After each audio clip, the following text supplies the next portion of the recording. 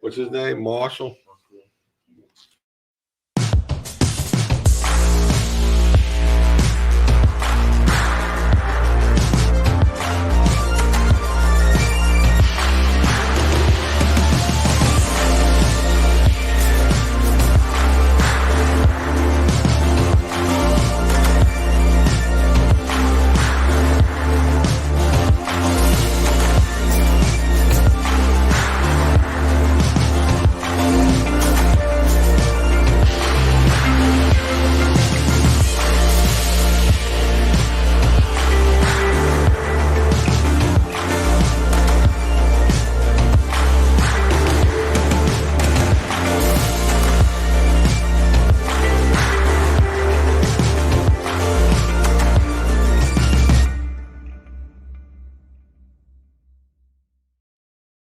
Folks, John Shinholser here, live from the McShin Foundation with another marvelous episode of Getting the Herd series. For those of you who do not know me, my name is John Shinholser. I'm a person in long-term recovery from substance use disorder. For me, that means I've been clean for a little over almost 39 years now, which has allowed me to be a pretty good father, son, husband, all that good stuff. And I got two great guests here today. And I see we got Denny Wilson up here watching. Hello, Denny. Welcome to the show. And I see Johnny Fab up there. I hope you're all still with us and stay with us. Might take your inventory live on the show today. Y'all be the lucky ones. But today I got two incredible guests, and without wasting any more of their time, I'm going to go to Jordan first and get him to introduce yourself. And before I do that, I want to welcome Sarah, Gwen. Welcome to the show. Jordan, quick introduction. Who you are, where you come from, how you found us. My name is Jordan Stanley. I'm from Wilson, North Carolina. I actually found McShin on the tablets in my county jail. I just started my recovery. I moved to Virginia to try to get a fresh start and rebuild my life, man. That's what I'm doing. All right, we're going to drop back on that for a minute. I got on my left, your right, Tammy. She got a wonderful nickname here, Tammy Know-It-All, because she really does, man. She knows a lot, man. So you pay close attention to Tammy. She's a genius. She's up there with Google. Google, take it away. Hey, y'all, I'm Tammy, and I don't know it all. In fact, I've been here since 2004 with John and Carol, and I do consider myself to be a person in long-term recovery. However, I'm sitting here today with 2 years clean time, and I'm very grateful for that. Thanks for having me. Well, I'm so glad you're here. I was talking to Tammy earlier. She said, I've never been on the podcast before. Well, this is your lucky day. Because I want to talk about Vivitrol a little bit and how wonderful Vivitrol is for opiate addicts. And I want to drop back on Jordan here for a minute. A lot of y'all don't know this, but when we do these podcasts, we record them. And then all these podcasts, we give them to any company in America that has tablets that they put into the jails and the prison. A lot of jails and prisons have tablets.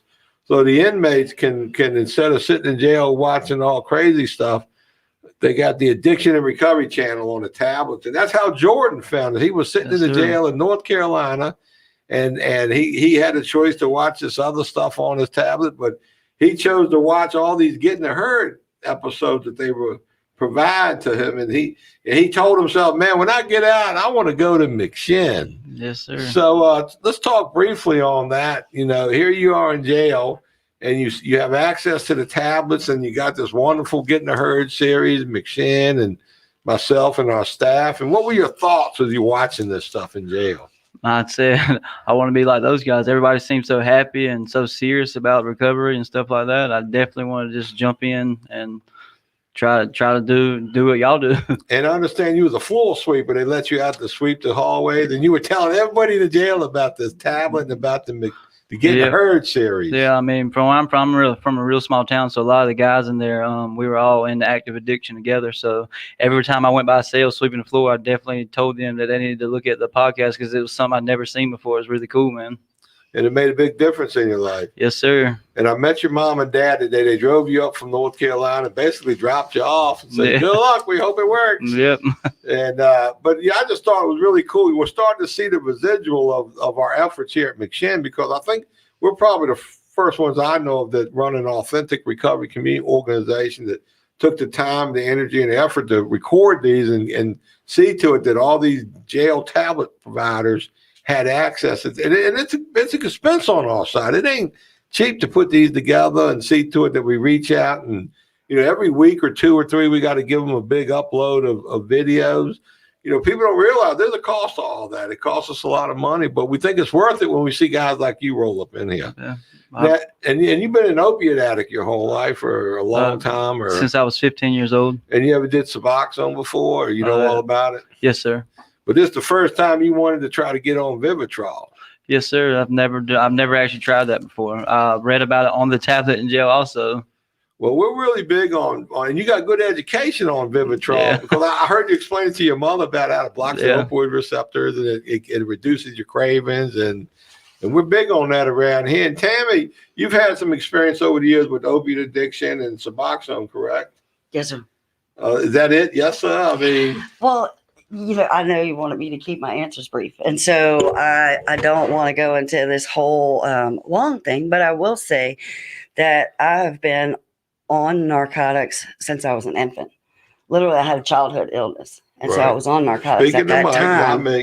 Yeah, I've been on narcotics since I was maybe like 3 years old, and came from that family that they put alcohol in your baby bottle and stuff like that. But you've had bouts of recovery and clean time. So right, and I around about 21 years old, I started figuring out that narcotics wasn't the way to go, and I wanted to change. But every attempt that I made to do that, to stop using narcotics, I could never beat it. I would always go to something else, usually alcohol. Right, but you were on Suboxone off and on, and methadone. You did all those things, right?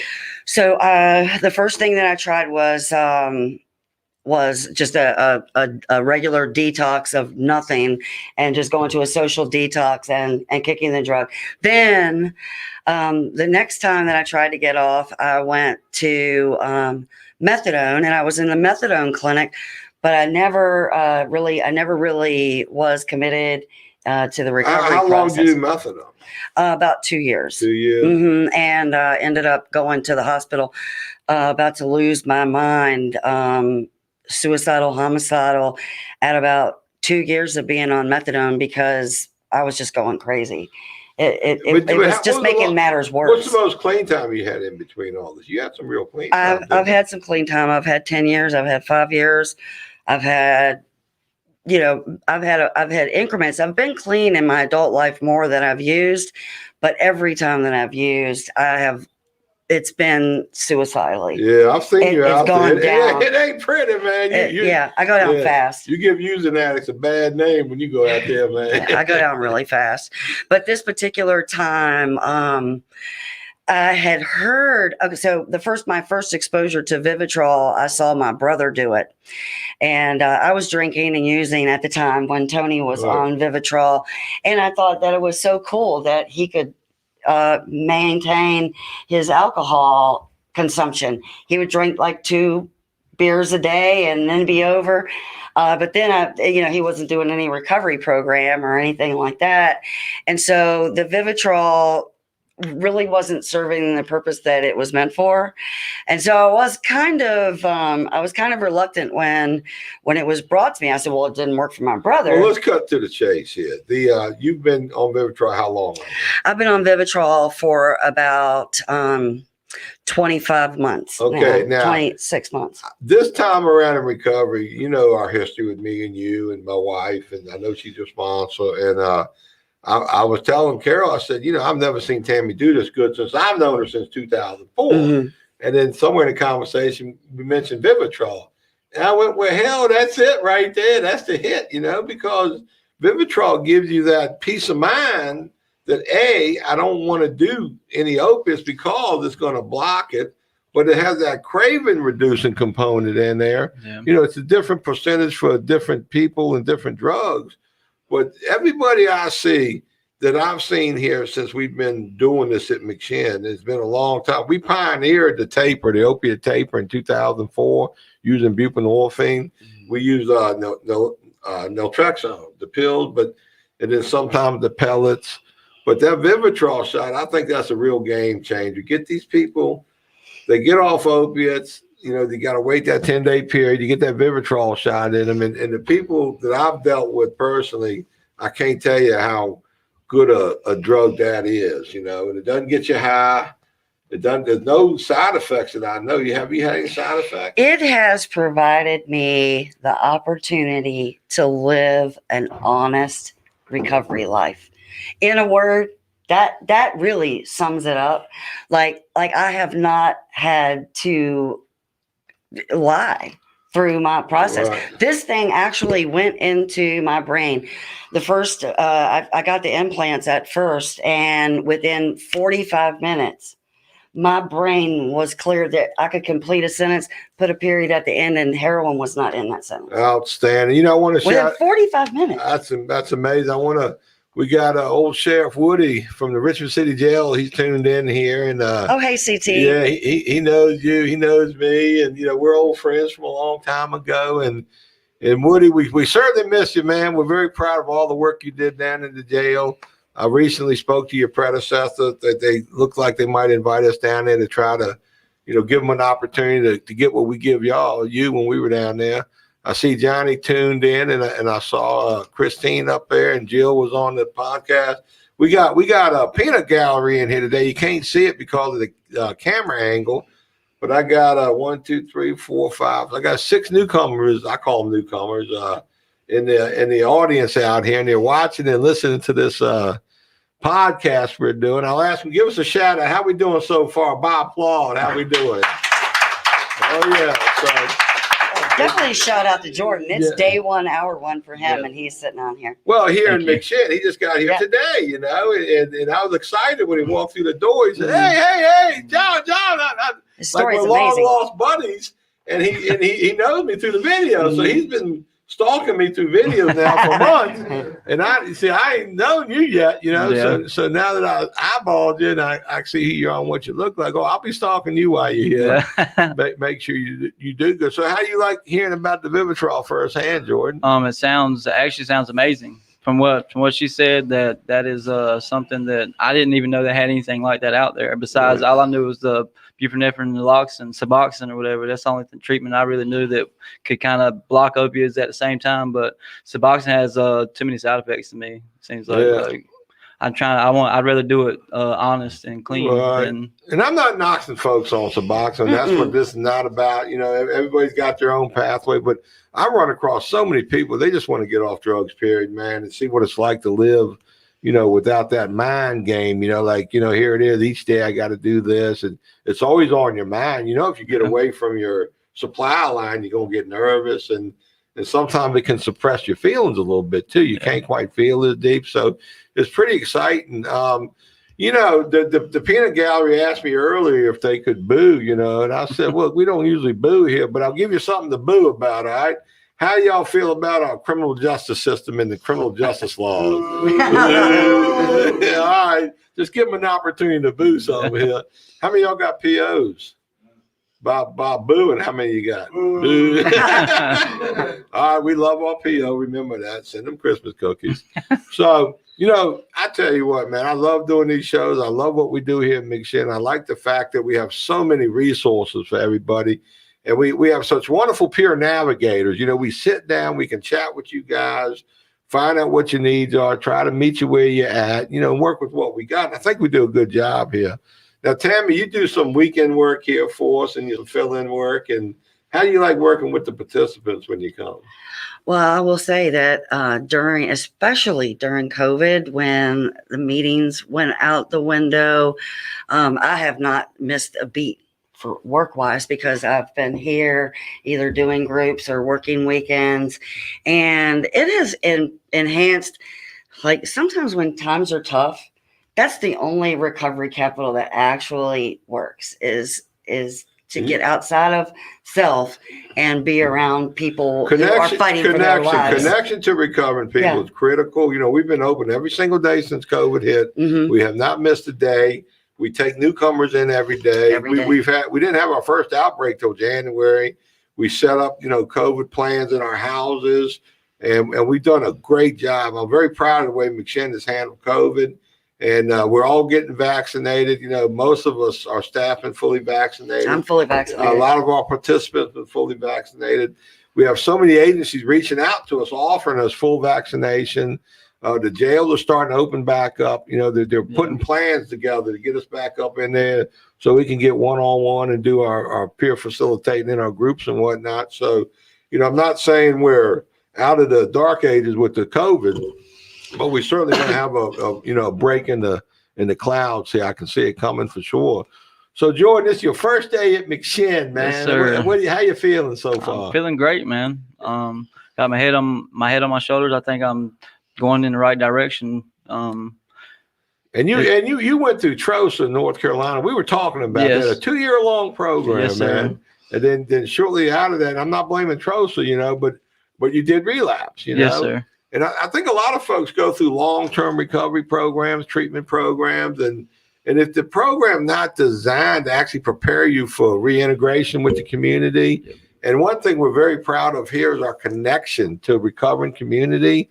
Well, by the time, if you stay here for 6 months or a year, this goes from Men in the Peanut Gallery, you will have an opportunity to have support groups all over the community, you know, whether it's a 12-step support group, a faith-based support group, or a secular support group. The key is to have that support group in place, have the employment in place, well on your way.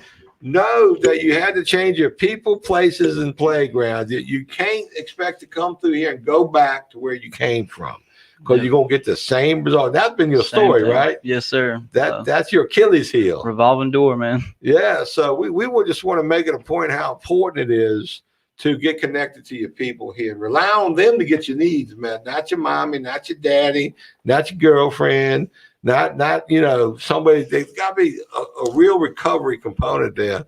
I see Brian tuning in. Hello, Brian. Welcome to the show. Brian's one of our, I think he's a Vivitrol guy too, if I can remember correctly. I'm not sure, but just celebrated. We're glad you're doing so good. And I see CT misses us. Hello, miss y'all. CT, hell, you know where to find us. I don't know where to find you, man. So you ought to mask up one day and come on down here and show your face. And you're welcome on our show, CT. Anytime you'd like to come on the show. Oh, that'd be great. Yeah, just hit me up. We'll get you down here, and maybe we'll put some peanut gallery together of all your past folks you've helped and stuff. Because this sure is a lot of them around here, man. I remember talking to CT about Tammy from time to time too. Yeah. I mean, he knew you well. And keep in mind, Tammy's if relationship. it wasn't for you and CT, I would have been way up the river. Probably so. I mean, he looked after you, man. Yeah. He said the same thing I said, though. She likes to talk a lot. She sure knows everything. Oh my God. Laugh, peanut gallery.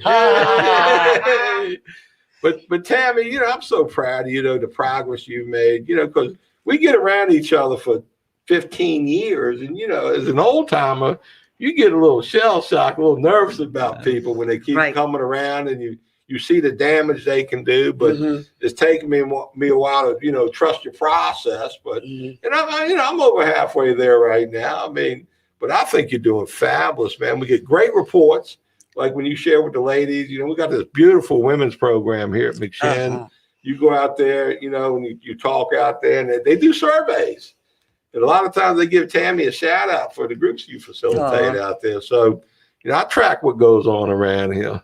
Jordan, what are you looking forward to the most? Like in your first 2 weeks here, what are you hoping to accomplish? Build a network of people that are in recovery that are positive and not going to just ask me if I want to go get high or if I want to go get drugs or stuff like that, man. And all the stuff, like engage in everything I can, just try to learn from the people that's got a lot of clean time and stuff that's been here for a while, and just try to be a part of everything you got going on here, man. Well, you got the herd over there watching you, so I bet they'll embrace you and see to it you get the connection you need. And Honesty is asking a question. I'm going to let Tammy answer. How important is being on a maintenance med to have some form of other recovery accompanied with it? Tammy, you're the expert on that. And so that is, I'm so glad that Honesty brought that up, because when I was making mention of my brother, that was a very poor example of what Vivitrol can do for you. Straight up, stand alone, do this. Yeah, he was just saving his ass on a temporary, and pardon my French, But like I have found what Vivitrol really, the work Vivitrol does for me is it bought me the time to get engaged in the recovery community, to get involved in service work, to get through some therapy that I used to could not get through without using before I was on the other side of the pain. Right. And so it has been a matter of all those things combined, and the Vivitrol made it possible. It gave me the time. And it gave me the latitude. I do want to add that as slow as Virginia is, and as slow as they move with Medicaid and reimbursement of services, one thing I have to admit that they got absolutely correct is that if you get on Medicaid will pay for Vivitrol. Medicaid pays for my Vivitrol for 2 years. Don't cost you anything. So you guys and girls, if you need to get on Vivitrol, you don't have insurance, you don't have the money, you can get on Medicaid very, very quick. And it's one shot once a month. It is nothing. And if you get the right provider, it ain't so bad, you know. It takes me 15 minutes once a month. You got to read between the lines on that one for those that understand how I think sometimes. But, you know, but so Virginia, man, I mean, we are really, I think we're ahead of the curve nationwide in that regard. So all you guys watching, if you're an opiate addict and you want to transition from Suboxone to Vivitrol, you can't do it in a better setting than a recovering community setting. I mean, that provides you with the wraparound services and that extra tools you need to make sure you maximize the outcome of your efforts. And Danny, I see you hanging tough there. I think Honesty can see you. Hey, Honesty, that's from Denny. Back to you, Jordan. So what you know, you said you had some skills, and I imagine you hope to get planted here and get a job and pull it together. And what kind of work you do? I've been in landscaping and grading for about the last 15 years, pretty much my whole life. Are you a good landscaper? Yes, sir. I worked with same company forever. I ran my own crew or whatever there. We had like 4 workers. So you good experienced landscaper? Yes, sir. So anybody listening, man, Jordan here, the experienced landscaping guy. I believe he can do it. You know, I'd suggest coming on by here, check out Jordan, offer him a job. Start low though. You know what I mean? You can always pay him more later, but don't overcompensate them right out the box, man. Y'all like that peanut gallery? Any of y'all looking for a job? I didn't see no hands go up. You got to put your hands up. 2 people here looking for a job. One of them wants to work at where you want to work at. Shout it out. They don't know. One's only 18, never had a job before. So if anybody listening would like to mentor a young man, 18, spent 3 years in juvie, well, it was something like that. Well, anyway, he's a young man, 18, looking to get up under somebody's wing. So any old timer out there, self-employed, wants to shape and mold a newcomer that's only 18, just doing this journey one time, first good time that I can tell, come on. And we got another guy used to be a tackle for a football team. So I guess if you need a bouncer late at night, he'd be a good guy to have here. He's clean. That helps. Tammy, what's up? You like to talk a lot. Don't tell me you like can't come up with nothing right now. I'm shocked. Oh no, I can come up with stuff. I can come up with stuff. So what shout out? All right, let's talk to the guys in jail and prison right now. The ones that are going to really hear this and listen to it. We got the evidence right here that it works. Jordan listened and heard to it. You've done time before. You know what it's like to be inside. What can you say to these? Like, give them a hope shot. Do you want to start, Jordan? I'll look at you, Tammy. You Okay. give them a hope shot. So, well, and I can, because if you're serious about this thing, if you want a better life, if you want to be a parent to your kids, if you and a son or daughter to your parents, if you want to be a service to your community, you know, you can give this a shot. Like I want to say that, you know, the Vivitrol is a good thing, but the desire has to come from within you. Like when I was making mention of my brother, you can give somebody a shot and just send them on their way. Well, yeah, is it going to block opiates? Yeah. But if you really want a life that makes sense to you, if you want fulfillment and satisfaction, and to earn a living in such a way that changes your life inside and out, you know, you can come and join into this community. Well, let me add value to what you're talking about right here. If you're locked up And if your jail or your prison will offer you a Vivitrol shot on the way out the door, if I were you, I would get it in your mindset. I'm going to leave up out of here, get my shot going out the door. That's going to reduce my chance of overdosing and dying. But here's the caveat I'm going to add. You run your first day out, you go to a 12-step meeting, or you find some sort of faith-based group that loves you and will embrace you. And if you go to 90 meetings in 90 days, if you do the Vivitrol shot for 3 months while actually chasing down some sort of connection to the recovering community. The key is chasing it down. Chase it down instead of your drug dealer and your old, buddies on the block. Don't go back there, Go to some sort of reentry program centered around recovery communities, recovery supports. I love 12 steps. I know they work. I hate it when people downplay the value of 12 steps, especially for new folks, new in recovery. You do 90 meetings in 90 days with that Vivitrol shot, I would bet half of you, there would be a 50% reduction right there in people returning to old places and things, and of course, reoccurrence of rearrest. That alone, but there are a lot of other resources out there besides 12-step, but you got to look for them. They're not going to come to you. Right. And you got to know where to look for, like if you come to a place like McShin, one thing that I will say about McShin is you have an opportunity to find out what the pathways of recovery even are. You're expected to embrace that. Your PO wants you to embrace the pathway. Your parents want you to embrace the pathway. You want to embrace the pathway, but you don't even know what's out there. So we gotta surround ourselves by people who want to uplift us and give us a boost up into the saddle. And I'm looking at Jordan over here. I'm just amazed. See, the proof's in the pudding. This message works. The hope shot works. Jordan wants to be a hope dealer. You heard that in those videos, man. That's the first thing he said to me, Dad. I want to be a hope dealer, man. I watch you hope dealers in action, and here I am. And when you come here, we have we do have some indigent funds. We do have a scholarship fund, but it's always low and running out. But your mom and daddy helped you get up in here, right? Yes, sir. What was the cost for you to come here? $300 for intake, and then I had to pay the first week's up front. First week, $135. So for $435, your mom and dad have set you up here in this great organization, and you come at a good time of year. So I bet I can have you a job within a week. Yeah, paying your bed fee, your $135. My parents were saying the same thing on the way up here. It shouldn't be a problem. My job history is actually really good. So I've worked pretty much. And I would bet 60-70% of the people in corrections could hit the street running with that first 2-week bump, just get them started, get them somewhere. And, we're in a seasonal industry here in Virginia, in the Richmond area. 8 months out the year, nobody cannot possibly find a way to make, bed fee money and living money. And, first you get a job, then you get the job. And, I expect big things out of you, I appreciate it. Tammy, thoughts? Oh, yeah. As far as the job. Look, Tam, now I know why you never been on a podcast. Oh, You can't follow the conversation, man. I was Here reading. the guy, we laugh at this point. The most important thing, though, is that you got here in one piece and that your head's in the right place and the work will come.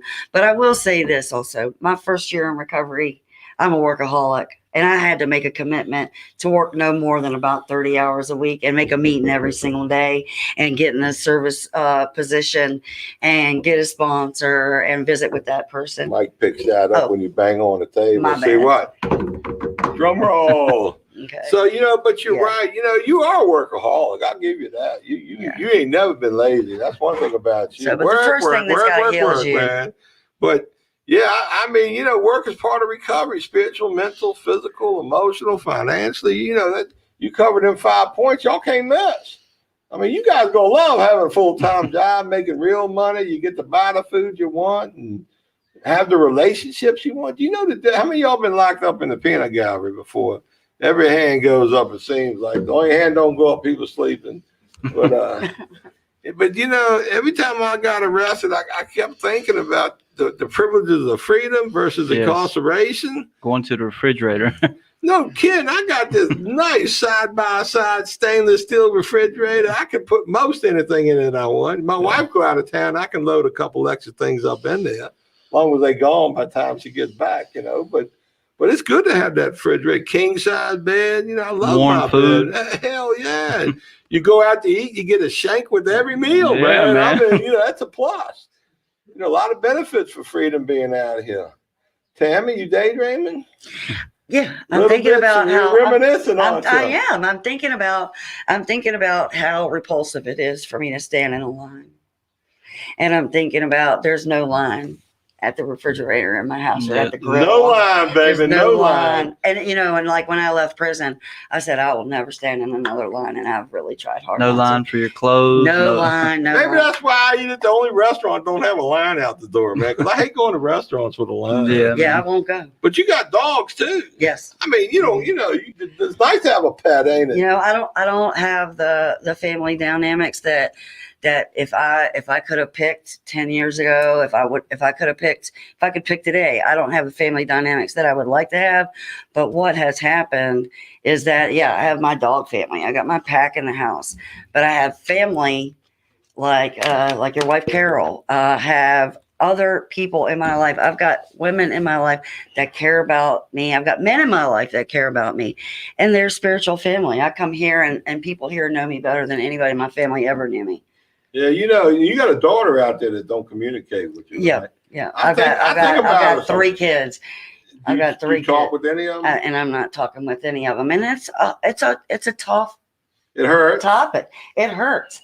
But I tell you what, if they hadn't have let me go, I would never have known this. I would have never known what it meant to put together happiness in my life for Tammy and Tammy alone. Right.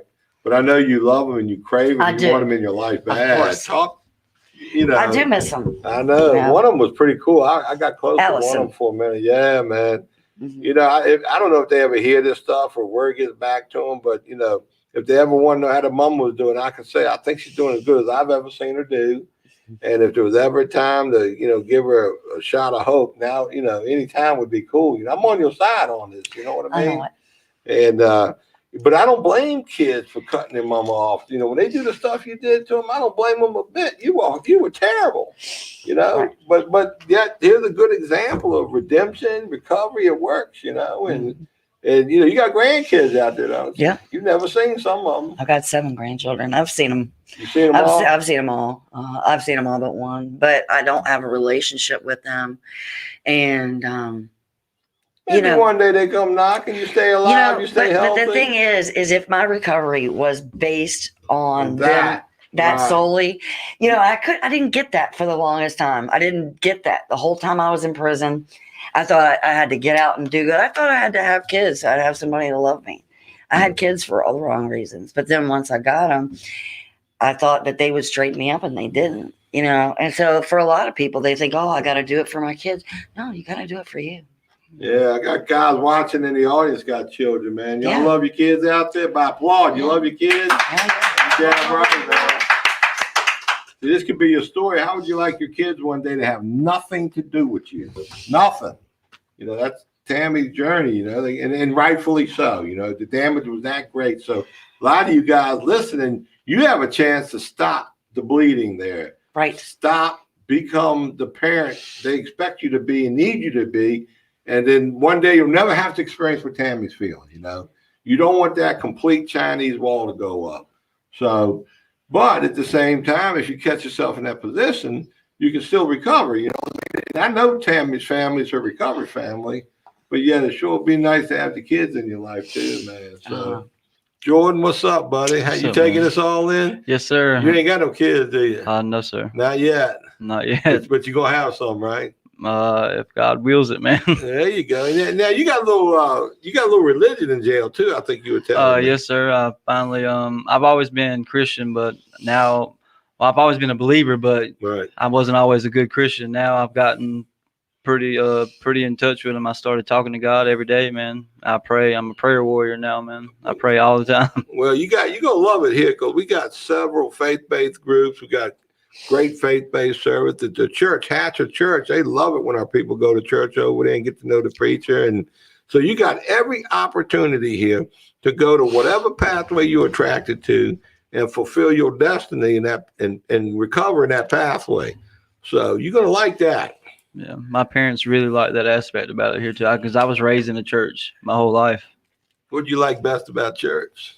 Be honest with you, Wednesday night dinner. Tell the truth. yeah. And then We have that here. the ski trips or little trips Right. that take you on, stuff like that, and just connecting with other people and not being, because like in my addiction it was always shameful. It's weird to say that, but it was like always shameful to talk to some of my friends about God or Jesus, because nobody wants to hear that while you're getting high or something The like people that. you chose to hang out with didn't want to Yeah, hear well, yeah, you're but right. A lot of people like to hear that. Yeah. Hang out with people want to hear what you got to say.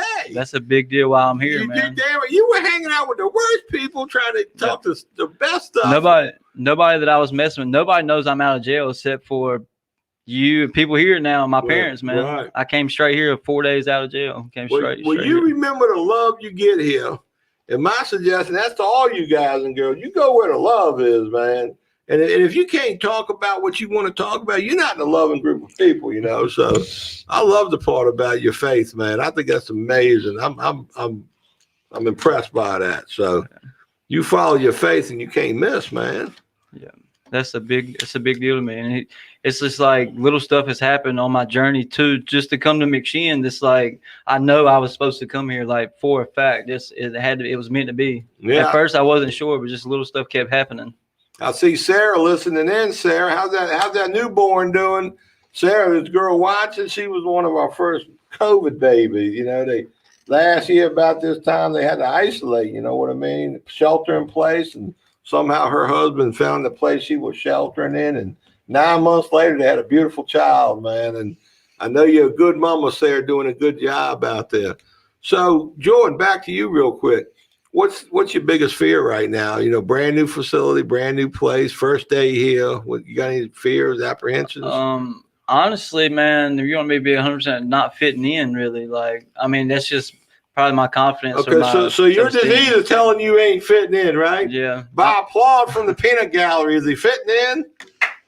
Yeah. Thank you, guys. Thank you. You fully accepted, man. Not many newcomers get an applaud on their first day, man. Appreciate you guys, man. They think they got Hollywood in the house. How many of y'all want to be on the show one day? Yeah. I got. There we go. Damn near every hand went up. One little kid don't want to put his hand up, man. Don't worry, it's radio face that counts. The Tammy, any thoughts?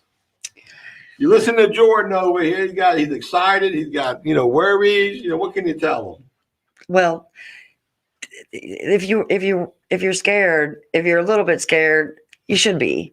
It is normal. It's normal. It's normal because you got to come here and you've got to fit in. And, but the thing is I was hearing what you were saying about people when you're getting high, you don't want to hear about Jesus and you don't want to hear about recovery. But guess what? Here's the thing is once that you've come here and you've got those things in your heart, there's no going back.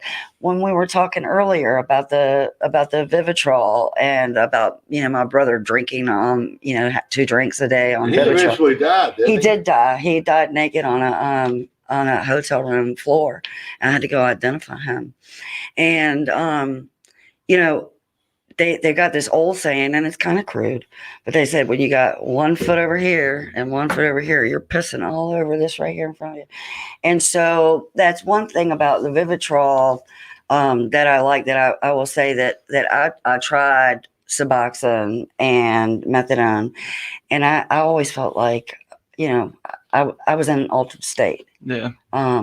And so I don't feel that way on Vivitrol. I feel like I'm my regular self and I don't have any ups or downs in regards to a drug like that. And it's like that in itself. If you do that for yourself, you don't have to ever worry about sitting in the crack house telling somebody about Jesus. Yeah. You don't have to ever do that again. Well, Jordan feeling it, man. Yeah. Share them feelings, man. No, I'm just really glad to be here. Like, I was worried at first because I didn't know if everybody was going to be gung-ho about it here. But of course, I mean, I watched almost every Getting Heard podcast that was up there, whatever. And everybody, I seen nothing but love and support. And I've never been. I never even knew that the Recovery Network, like different stuff that you guys do, was even that anybody was even doing that thing. Well, we run with recovery people all over the country. This McShin is not the only non-government organization doing this work. So recovery is a new epidemic, okay? Yeah. And McShin makes the recovery epidemic fun too. By the way, I would not get clean if I won't have no fun. So all over the country, all these states and communities, they're really coming on strong now. Not all of them, but a lot of them. And I think 20 years from now, this is going to be normal. These recovery community organizations all across the state, really doing the lion's share and getting reimbursed for it, by the way, from providers and funders to do this work, because the outcomes are just, they're awesome. They're off the chart, I think. So from what I've seen, man, I think you're going to do great things here, and you're going to get bigger probably than you even know right now. I mean, you've been to other places besides Trojan. Yes, too, right? I've been about 4 or 5 different places. Yeah. And so far, I know this got to be your best first day place you ever went to. Yes, definitely. I've never went to a place and so like accepting and welcoming and just like, here, do this, or stay with the people, or just talk to me, and you know what I mean. Everybody in the other place is just like, hey, how you doing? My name's blah blah, and then they just kind of put you off, and you're alone, sitting there alone, like all awkward and stuff. But people here, people, I've gotten phone numbers already. People come up, introduce themselves to me. And you put me in a podcast, man. Right. Well, I made it real clear.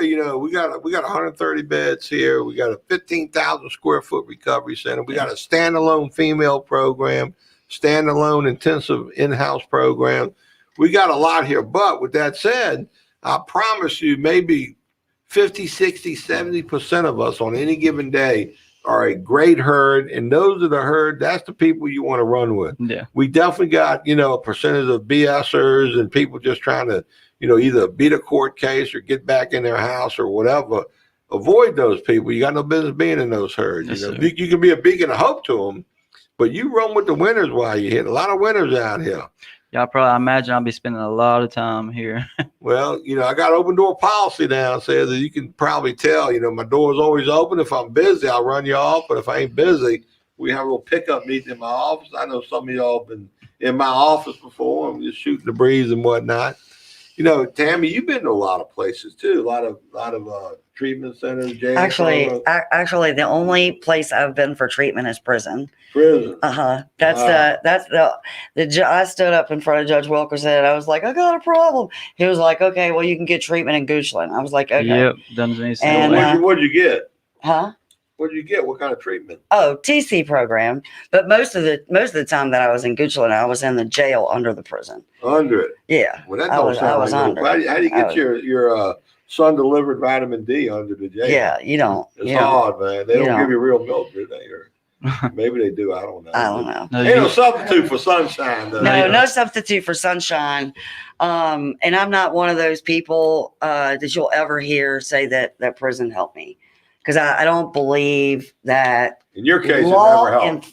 I'm not saying that while I was there, I didn't get help. But I am saying that punishment for addiction was not the best solution. Is not the solution. To me, man, it really seems like they recriminalize. They say it's for decriminalization. But I really think that it's more or less that you get recriminalized in there, because you hear war stories nonstop. Maybe 10% of the whole population in prison is trying to do better. That's a very, very well. Those podcasts on them tablets are gonna make a difference. Oh yeah, man. As soon as we reduce recidivism by measurable numbers, because of them podcasts, they probably gonna outlaw them at some point. You know what I told all those guys about the jail? They're gonna look at this video next week and they're gonna be like, "Oh my God."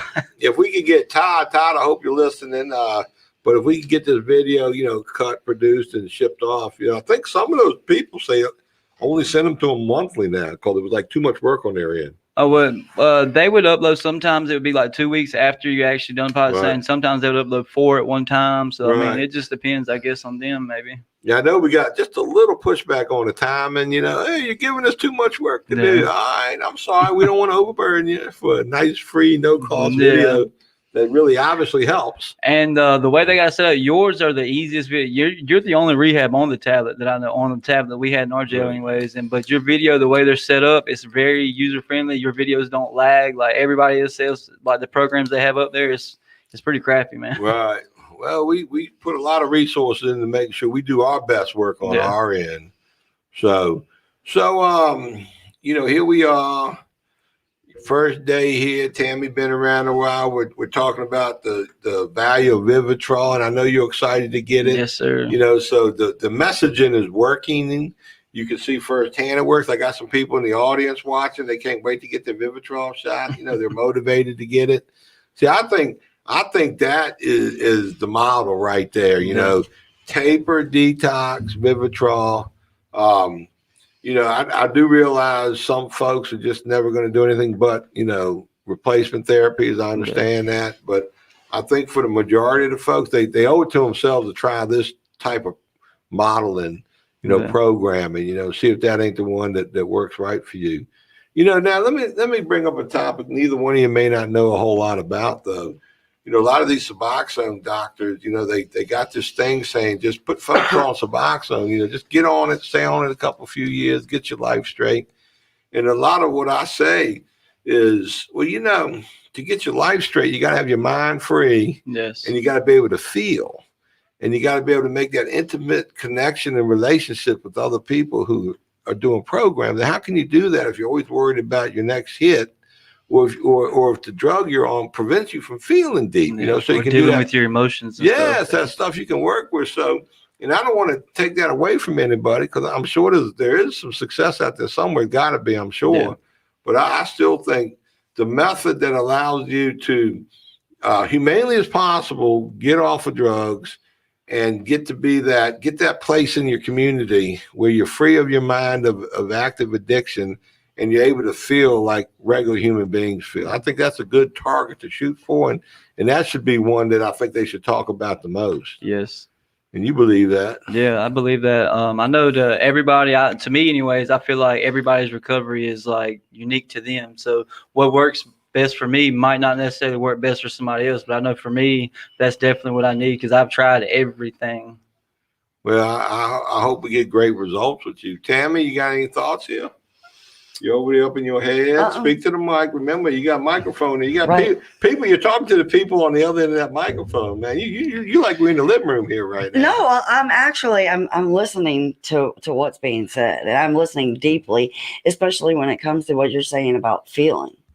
And I think about therapy approaches. If you can't feel in these therapy approaches, whether it's EMDR or some other kind of psychotherapy. They say addiction is a feelings disease. Right. Yeah. Well, and when you're taking a drug, like say for instance Suboxone, wherever, it's very flat. And I'm tiptoeing around this one thing, but if you think about it on a sexual level, if you're not getting like optimum sexual experience, if you take Suboxone and you're not, then you're obviously not going to sit in front of a counselor and be able to feel just by having a conversation. Mm-hmm. So so it's like I think that is another component of why the Vivitrol, it does have some small degree of that, but as you could see when John was talking about my kids, I was able to cry about that. And they're like, if I was on methadone or if I was on Suboxone, I don't think I cried the entire time. Couldn't feel that deep. I just didn't care. A lot of folks we get strung out on drugs, on using, and we do it to cover up our feelings. We don't want to feel reality. We don't want to face reality. You want to be numb. Yeah. So when you remove all of that, you're stuck with the exact starting point of why you took drugs in the first place. Yeah. And I think when you get to that place, you can do some good work. Right. The solution cannot be rooted in the problem. Right. So what's the highest you ever got? You mean like drug high, whatever. What's the highest you ever got? Do you remember? Yeah, I mixed methamphetamines with heroin, man. And you got really, really high? Yes, sir. And you stayed awake? Yeah. Did you go into psychosis or anything? Yep. I stayed up about 12 days. Okay. Well, how fun was 12 days stay up? It was not. It was the scariest thing in my life, man. So the truth, what I'm trying to say is you can't get so high until it turns into a nightmare and turns on you. And I tell people this all the time. You can't get so drunk because you go into a blackout. You can't do but so much opiate, then you die. You can't smoke with so much weed, before all of a sudden you're in some kind of psychosis or you're eating McDonald's 4 hours straight. So, but the recovery high, there's no limit to how high you can get in recovery. You can measure it, just measure like the biggest drug high you'll ever get is going to be the size of a golf ball. But the recovery high on average is like a watermelon, you know what I mean? But there's no limit to the high. You can get higher and higher and higher as your recovery progresses, but your drug high, you won't never get but so high. And then all of a sudden you're dealing with, the devil himself, and it's just a terrible place to be. And you just exemplified that by your 12-day stay up. Who the hell wants to stay up for 12 days? Man. Not good for a good sleep Wild sometimes, ride, man. Exactly. And then if it ends up in prison and loss of family, how high is that? That's how he ended. I ended up in jail after that. And then you get in that hopeless place where the only solution is to get high to cover up that hopelessness. Stop feeling shame. Yeah, recovery's the way, man. That's the high you want is recovery, man. That's it. So here we are. We're running along here. Any closing thoughts about today's conversation? I'll go with you first, Jordan. I kind of want to shout out to anybody that's in the jail watching Tablet that if you feel hopeful at all, you think it's a good place to come here. It's not. I literally got out of jail and came straight here, and I do not regret it at all. I know this is my first day and everything, but this is the most motivation I've ever had to do the good stuff or whatever. So was this what you were hoping for, or did it exceed It definitely exceeded my expectations. So your first day here, you got exceeded your expectations. Yes, sir. And what jail were you in?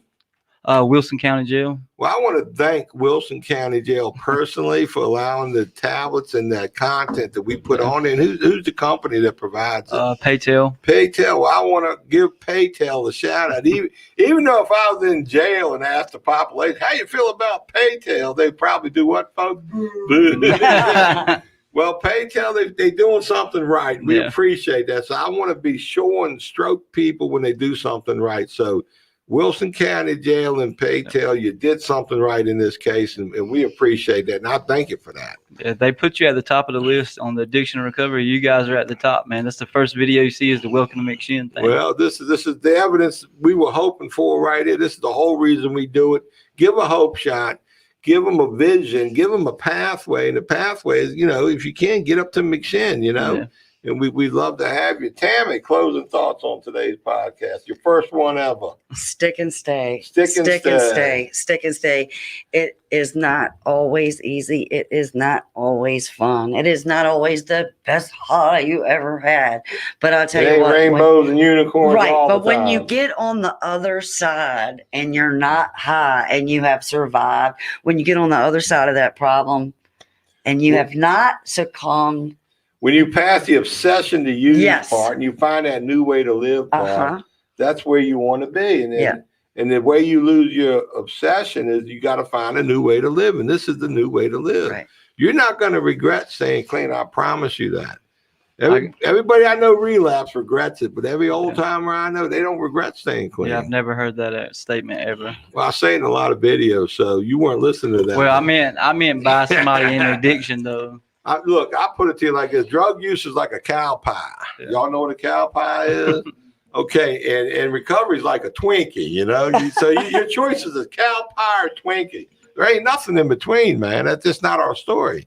And I'm not talking about earth people who can use. I'm talking about addicts, active addiction, So, well, folks, this concludes another one of our marvelous episodes of Getting the Herd here. We hope y'all enjoyed it. I hope the peanut gallery, how we do today? So the peanut gallery like it. And this is Marshall. What's the guy behind the mic? Justin. This is Justin. First time doing this podcast without Todd. Todd's on the road. We wish Todd well and lots of love. I know his mom has been very ill, so he's helping with the family business there. We hope it turns out good. Todd, we did miss you. I think Justin's done a fabulous job so far. I haven't seen one complaint pop up on there. Hey, Stacy, I see you jumped on here late. I'm glad you liked it. And Rebecca, thank you for joining us. Now you know, and here we are. So until next time, y'all have a great day, and thank you everybody for joining. And more will be revealed. More will definitely be revealed. Thank you. Yep.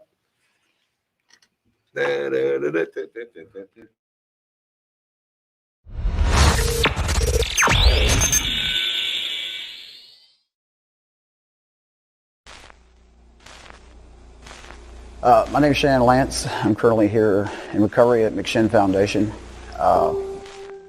I got out of jail on January 10th, 2021, and while I was incarcerated there, my mother passed away due to COVID complications on December 14th.